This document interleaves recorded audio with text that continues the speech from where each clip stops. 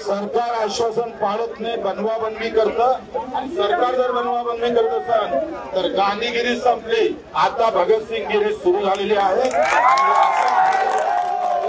आम्ही थेट मंत्र्याला घुसू, तारीख न सांगता बगर तारखेचं घुसू।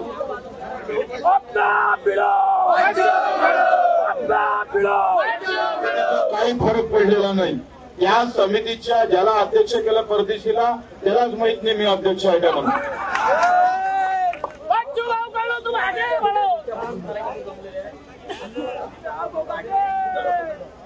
पुढचं आता भगतसिंग पार्ट 1 आहे, भगतसिंग पार्ट 2 होईल आणि भगतसिंग पार्ट 3 ला सगळं व्यवस्थित करून टाकू।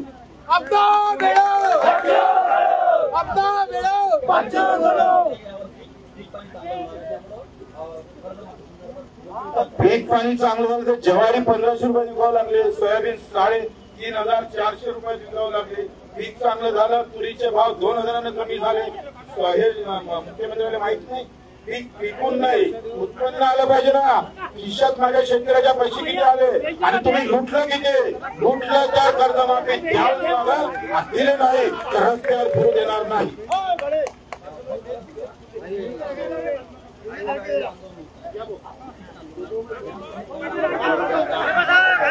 आता एकदम चांदूरबाजार, अमरावती, संभाजीनगर, नांदेड, लातूर उभे राहा भाऊ।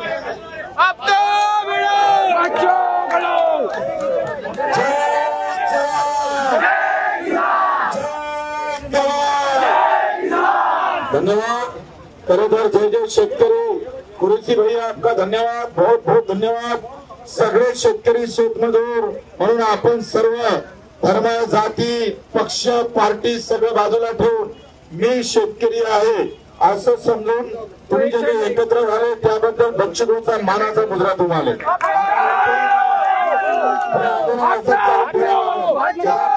दाखल होईल, काल एसपी म्हणे आम्ही गुन्हे दाखल करणार, गुन्हे दाखल न करणारा बच्चीकडून घाबरणार नाही, माझा कार्यकर्ता घाबरणार नाही। हम भगत सिंह के विचार से चलने वाले लोग हैं, चाहे फांसी भी होगी तो भी हटने वाले नहीं। खत्म होने वाली आहे। मुख्यमंत्र्यांनी दिलेला शब्द पूर्ण केला पाहिजे। तुम्ही बोलले होते 7-12 20% हमी भाव, हमी भावाच्या 20% बोनस देणार होते, बोलायला तयार नाही आहे। आणि मग पैसे बाकी शक्तीपीठालेच 80,000 कोटी द्यायला तयार आहे, कारण त्या गडचिरोलीच्या खदानातला माल, त्या उद्योगपतीचा माल रत्नागिरीपर्यंत गेला पाहिजे, रत्नागिरीतून गोटीत गेला पाहिजे, गोटीतून विदेशात गेला पाहिजे। एका कंपनीसाठी 80,000 कोटी खर्च करता आणि लाख शेतकऱ्यासाठी तुम्ही जर पैसे खर्च करत नसाल तर खबरदार। आता भगतसिंगगिरी आमची गांधीगिरी संपली आहे, आता भगतसिंगगिरी आम्ही सुरू केलेली आहे। काही न सांगता मंत्रालयात घुसल्याचं काम केल्याशिवाय राहणार आम्ही गुन्हे दाखल व्हायला घबरात नाही, बिलकुल नाही। 350 पहिलेच आहे आणि माझ्या मायनं सांगितलंच होतं 1000 होईपर्यंत थांबू नको म्हणून। शेतकऱ्यासाठी, वंचित घटकासाठी, मला मेंढपाळ बांधव असेल, मला मच्छीमार असेल, मला शेतमजूर असेल, गावातला जो भूमिहीन आहे, ज्याच्याजवळ शेती नाही, तो जगत कसं पाहिलं पाहिजे। आज अशा सगळ्या विचित्र अवस्थेमध्ये रोज एक आत्महत्या आमच्या काळावर होतं, आता मरायचं नाही लढायचं आहे। आणि म्हणून शेतकऱ्यांनी आत्महत्या केल्यापेक्षा एक लढ घेऊन बाहेर रस्त्यावर आलं पाहिजे, सरकारसोबत बोलता आलं पाहिजे। आणि या भूमिकेत सरकार कोणाचा असा आमचा काही संबंध नाही, सरकार हमारे लिए खड़ा होना चाहिए। सरकार आमच्यासाठी उभं राहणं गरजेचं आहे। उद्योगपत्यांसाठी 7.5 लाख कोटी रुपये फक्त डिझेल आणि पेट्रोल कंपनीनं कमावलं। पेट्रोल आणि डिझेल कंपनी देशातले सगळ्या जगातले भाव कमी झाले, डिझेल पेट्रोलचे सगळ्या जगात भाव कमी झाले, पण भारतात भाव आहे 40%। आणि हे सगळे पैसे 7 कंपनीवालेल्या हातात गेले, 7 लाख करोड रुपये। हे एका लुटाचं आता एसटीचं भाडं वाढवलं, म्हणजे बहिणीला मोफत दिलं, एसटी मोफत आणि भावाकडून तिकीट डबल। भावाला लुटायचं आणि बहिणीला मोफत द्यायचं, नवीन धंदा सुरू केला। 2 केळ्याच्या बाबतीत 10 रुपये वसूल करायचे आणि केवळ 2च हाती द्यायचे. वाद सरकार. आता आम्ही पेरलं तर खरी, पण भाव कसा भेटणार आहे?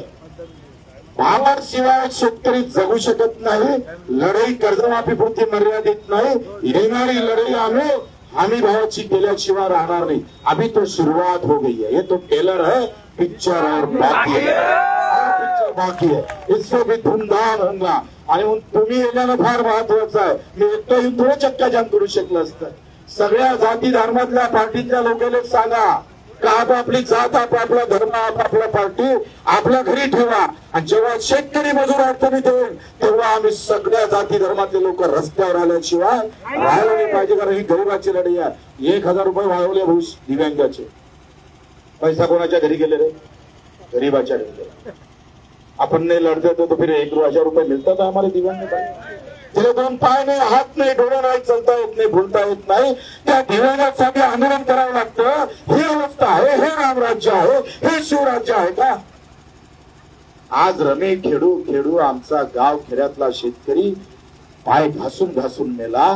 इथं थांबला नाही तर तुझी मंत्री सभागृहात रमे खेळतय. आता काय राहिले शिल्लक? काय शिल्लक राहिले? हे रामराज्य आहे? प्रभू रामचंद्राचं हे रामराज्य? अरे तुमचा मंत्री विधान परिषद मध्ये रमी खेळताय. काय संदेश द्यायचा आहे? भारतरत्न सचिन तेंडुलकर रमीची जाहिरात करताय. कसले भारतरत्न? आमचा घोर गरीब चूर चूर करून मरताय. प्रचंड मेहनतीनं जगून जगून पाहत पण जगता येत नाही. साधा पोराचं दप्तर घ्यायचं म्हटलं तर 10 विचार करावं लागतं. ही कष्टकरी, काम करी, मेहनत करणाऱ्या प्रामाणिक लोकांची ही लढाई आहे भाऊ. हा पैसा जो उद्योगपत्याच्या घरात चालला आहे, श्रीमंत मालदार उद्योगपत्याच्या, लहान उद्योगपती नाही, मालदार उद्योगपत्याच्या घरी चालला, तो पैसा गरीबापर्यंत आणायचा. लढाई खऱ्या अर्थानं आम्ही सांगतो अर्थभेदाची आहे, जातीभेदाची नाही, धर्मभेदाची नाही. पैसों की लड़ाई है. अगर गरीब के पास पैसा नहीं जाएगा तो बच्चे को लड़ना नहीं, मरने को भी तैयार है. हमें कोई परवाह नहीं है. अगर ऐसे बहाने में अगर वोट पे आ जाती है तो हंस हंस कर स्वीकारने वाला है बच्ची को. आणि आपण सर्वांनी तयार व्हा. आपल्या सर्वांना शाबासकी देतो, धन्यवाद देतो का आपण एवढ्या संख्येनं आपण सर्व जात पात धर्म पार्टी बाजूला ठेवून शेतकरी म्हणून, मजूर म्हणून, मी कामगार म्हणून इथे एकत्र झाले. लहान लहान उद्योजक पाहिले आपण. हे पानटपरीवाले काय हाल असं यांचे त्यांना माहिती. इथे फक्त 20% लोक जगतात. कम पैसा कमवून राहिल्याचा आहे. एवढा पैसा का पावळेनं ओढा लागतं त्यांना. आपण पावळे ओढून 6 रुपये हाती येत नाही आणि त्याला पैसा पावळेनं ओढा लागतं. लढाई पैसों की है भैया. वो झंडा देके राजकारण कर रहे हैं. कहीं हरा झंडा, कहीं भगवा झंडा, कहीं नीला झंडा. हम झंडा लगाकर राजकारण करने वाला नहीं, पैसा देकर राजकारण होगा. वही सत्ते पे बैठेगा जो काम के हिसाब से दाम मिलेगा तभी मिलेगा, तभी पैसा, तभी सत्ता होगी. अगर काम है और दाम नहीं मिलेगा तो लड़ाई हमसे है. चाहे कितनी भी फौज लगा दो, कितनी भी फौज लगा दो, ये फौज तुम्हारी नामुमकिन होगी. बहुत ताकत से लड़ने वाली है. अभी तो शुरुआत हो गई है, अभी बहुत बाकी है.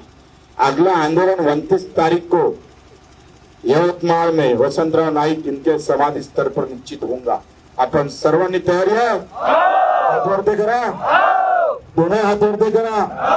जय जवान, जय जवान, भारत माता की. धन्यवाद. एबीपी माझा, उघडा डोळे बघा नीट.